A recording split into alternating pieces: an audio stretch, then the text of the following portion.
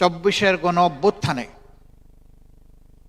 অনেক মা তার সন্তানকে হারিয়েছেন, অনেক পিতা তার সন্তানকে হারিয়েছেন, অনেক যুবতী বোন তার কলিজার টুকরা স্বামীকে হারিয়েছেন, অনেক অবুঝ শিশু তার পিতাকে হারিয়েছে, তার মাকে হারিয়েছে, ভাই তার বোনকে হারিয়েছে। এইভাবে নারী পুরুষ শিশু বৃদ্ধ নির্বিশেষে মানুষগুলাকে খুন করে খাড়ি খাড়ি লাশে পরিণত করা হয়েছে। ছুপ ছুপ রক্ত দিয়ে গোটা বাংলাদেশের জমিনকে ভরে দেওয়া হয়েছে। বাংলাদেশ জামাতে ইসলামের সব কয়টি অফিস, কেন্দ্রীয় কার্যালয় থেকে শুরু করে সবগুলা 13.5 বছর বন্ধ করে রাখা হয়েছে। আমাদের নিবন্ধন বাতিল করা হয়েছে, আমাদেরকে নিষিদ্ধ করা হয়েছে। এমন কোনো জুলুম নাই যা আমাদের উপর করা হয় নাই। এমনকি আমাদের নেতৃবৃন্দের ঘর দুয়ার বোলডোজার দিয়ে ভেঙে চুরমার করে দেওয়া হয়েছে। আমাদের যুবক ছেলেদেরকে ধরে নিয়ে তাদেরকে ইলেকট্রিক শক দেওয়া হয়েছে। রিমান্ডে নিয়ে তাদেরকে অকথ্য ভাষায় গালিগালাজ করা হয়েছে এবং তাদের উপর পাশবিক নির্যাতন করা হয়েছে। কান্নারত অবস্থায় হাউমাউ করে যখন বাঁচার জন্য আকুতি করছে, তখন ফোনে তার মার সাথে লাগিয়ে দেওয়া হয়েছে, মা আমাকে বাঁচাও, তোমরা এতটা টাকা নিয়ে আসো তাহলে আমার জীবন বাঁচবে। এই কাহিনী ছিল আমাদের নিত্যদিনের সঙ্গী। আমি আমার নিজের কথাই বলবো, আমি দেশে ছিলাম, জেলের ভিতরে ছিলাম না। টানা 10 মাস আমি আমার পরিবারের কোনো সদস্যের মুখ দেখতে পারিনি। এই অবস্থা শুধু আমার ছিল না, লক্ষ লক্ষ মানুষের ছিল।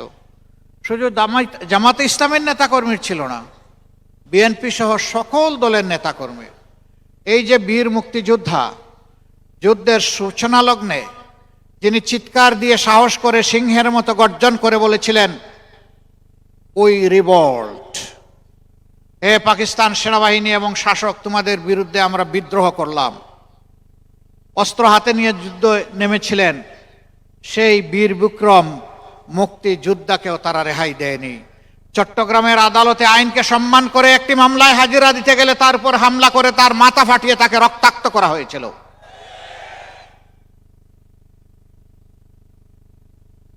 এখানে জাগপার সহসভাপতি আছেন, তার পিতার কোনো অপরাধ ছিল না, শুধু জামাতে ইসলামীর একটা মিটিংয়ে এসেছিলেন।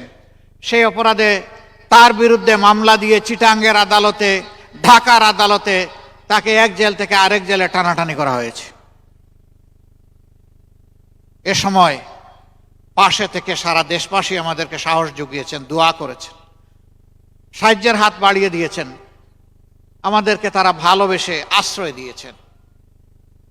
আমাদের মতো মানুষকে আশ্রয় দেওয়ার মানে ছিল জীবনের ঝুঁকি নেওয়া, সম্পদের ঝুঁকি নেওয়া, ইজ্জতের ঝুঁকি নেওয়া। তারা শুধু আল্লাহর জন্যই ঝুঁকি নিয়েছেন। আমাদেরকে আশ্রয় দেওয়ার অপরাধে অনেককে গ্রেফতার করা হয়েছে, জেলে পুরা হয়েছে, নেওয়া হয়েছে আমাদের সাথে। একটা সময় আদালত আমাদেরকে হয়তোবা জামিন দিয়েছে, কিন্তু জেদ মেটানোর জন্য যারা আমাদেরকে আশ্রয় দিয়েছিলেন তাদেরকে জামিন দেয়নি। আমরা যাদেরকে পছন্দ করি না তাদেরকে আশ্রয় দিয়েছে কেন? ও আমার মায়েরা, ও আমার বোনেরা, ও আমার ভাইয়েরা, আমাদের কঠিন কষ্টের সময় এই যে আপনারা আমাদেরকে আশ্রয় দিলেন, তার তো কোনো বিনিময় আমরা দিতে পারবো না এই জগতে। আমাদের কাছে তো কোনো প্রতিদান নেই। আমরা শুধু গভীর শ্রদ্ধা ভরে আজীবন আপনাদের কাছে কৃতজ্ঞ থাকব, আর আল্লাহ তাআলার কাছে দোয়া করব, আল্লাহ যেন দুনিয়া আখিরাতে আপনাদের মর্যাদা বাড়িয়ে দিন। যেভাবে বিপদে আমাদেরকে আশ্রয় দিয়েছিলেন, আল্লাহ যেন আখিরাতের বিপদ আপনাদেরকে দূরে ঠেলে দিয়ে, আপনাদের থেকে সরিয়ে দিয়ে আল্লাহ তাআলা তার মায়ার জান্নাতে নিরাপদ আশ্রয়ের ব্যবস্থা আপনাদেরকে করে দেন। প্রিয় দেশবাসী, আমাদের এই কান্না ভেজা দিনগুলো গিয়েছে।